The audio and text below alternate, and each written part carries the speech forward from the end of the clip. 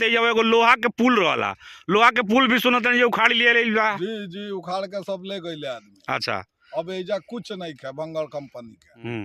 जब तक सामान चाहे मतलब मशीन पसीन कुछ ना गिरी आई जाई तले का बुझाता कि काम हुई कि ना हुई।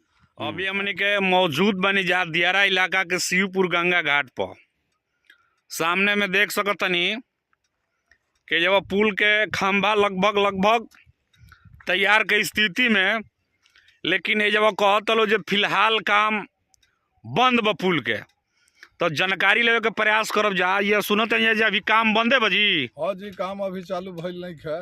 अच्छा बंद बरसात में भइल तब से अभी ले कोनो प्रकार के एकरा पर कार्य होत नहीं है।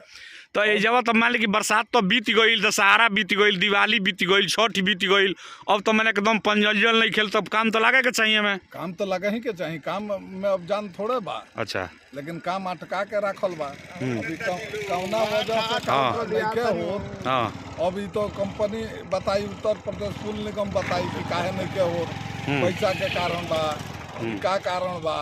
अब एक तो वो लोग से भेंट भइला के बाद बुझाई, फिलहाल काम रुकल बा। तो ये पुल के ही रहे समय सीमा आज 2024 में पुल के माने पूरा काम जौन बा के एकदम पूर्ण हो जाई, ले का बुझाता रहुआ? समय सीमा के कोनो वैल्यू नहीं है। अभी ले कोनो कामे नहीं के होता, समय के का एक वैल्यू दिहल जा भाई।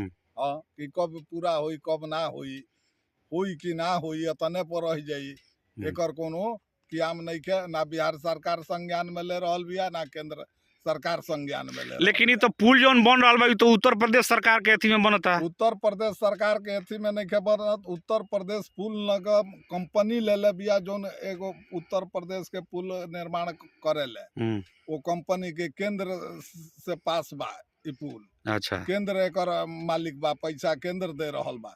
लेकिन अभी का अब एकरा में अड़ंगा बा, अब या तो केंद्र सरकार बताई ना तो बिहार सरकार के संज्ञान में लेवे के चाहिए। तो भंगड़ कंपनी कहत लो देख ली एजे सामने में हई, एजे भंगड़ कंपनी के सारा जौन बाकी मटेरियल गिरत रहला, बालू सीमेंट या जौन भी गाड़ी रही या सब मिक्सर मशीन सारा एजे कुछ रहला। लेकिन कहता लोग जब बारिश से पहले ही एजवा हमने के से शिवपुर गंगा घाट पर जाते जब एगो लोहा के पुल रहला, लोहा के पुल भी सुनत है उखाड़ लिए बा। जी जी उखाड़ के सब ले गए आदमी। अच्छा अब एजा कुछ नहीं है बंगाल कंपनी के। हाँ तो पुल लोहा तक भी नहीं है। तो मान ली कि पुल उखड़ के जब चल गई तो ये तो ऐसा ही बुझाता है काम अभी जब बंद हो गई तो काम शुरू होकर के आसार बा कि ना? अभी तो कोनो आसार नहीं खेलो।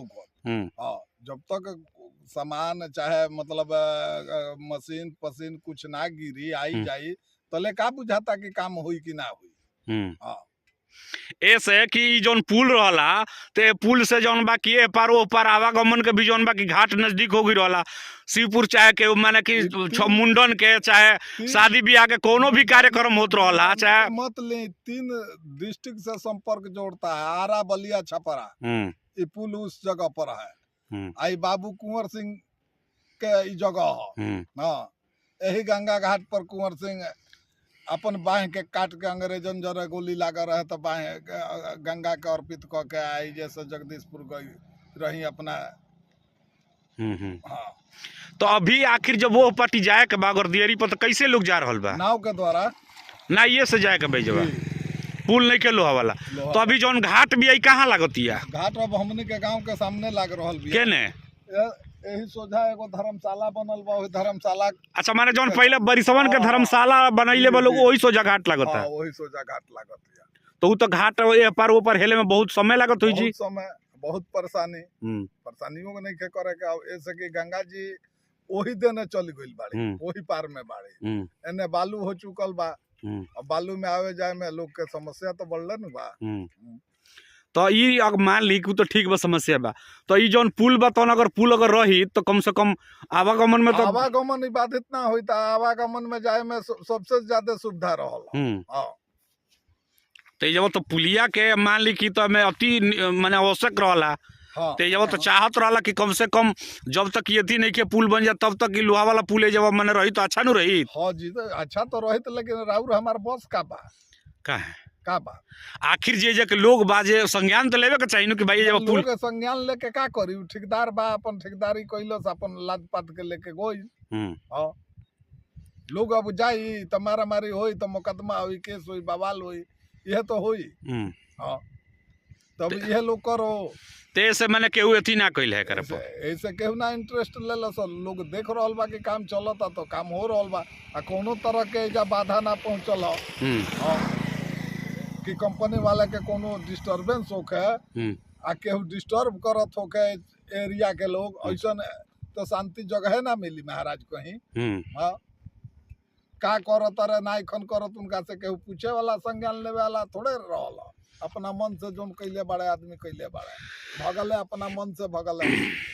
देख ली अभी हमनी के मौजूद बनी जा शिवपुर गंगा घाट पर हम बताई जे एने बक्सर जिला में 82 में पुल बा ओकरा बाद एने पूर्व बोलेंगे बबूरा में पुल बा ओकरा बाद ई बीच में बहरनपुर के सोजा शिवपुर गंगा घाट पर पुल बनत रहल है। स्कीम ये रहे हमनी के जब पुल के शुरुआत भई रहे तो तमाम अधिकारी लोग आई रहे वहाँ सब हमनी के जानकारी भी ले रहे तो वहाँ सबके का नाम रहे 2024 में समय सीमा बा के तैयार कर देवे के बा लेकिन 2024 के आखिरी पड़ाव पर हमनी के बानी जा अभी तक स्थिति देखला से ऐसा नइखे लागत जे पुल इस सालों भर में तैयार हो पाई।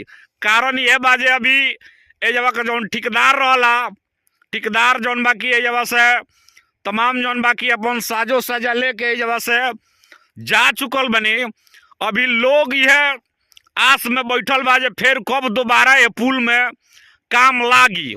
अभी जानकारी हमनी के यह मिलत है जे अभी कोनो ठेकेदार के ठीका नइखे भइल पुल में पिलर घटी की बड़ी कुछ लोग कहता जे एकरा में पिलर बढ़े वाला बा सब अपना मन से तब का कुछ होखे वाला बा जब ए जब केहू आई जब एकरा में काम लागी तबे पता चली जे में पिलर बढ़ता कि घटता कि कहाँ तक। बहुत सारा लोग के बहुत तरीका का सवाल आवता जे भाई ये जो पुल बनता तो कौना मुखी रोड जाई गौरा मुखी होके जाई कि पहरपुर मुखी होके जाई रोड कैसे निकली ये तमाम जौन बाकी कयास लगावल जा रहा बा। लेकिन अभी धरातल स्थिति यह भी है कि फिलहाल अभी शिवपुर पर ई गंगा घाट पर पुल बनता ए पुल के निर्माण कार्य पूरी तरीका से ठप बा।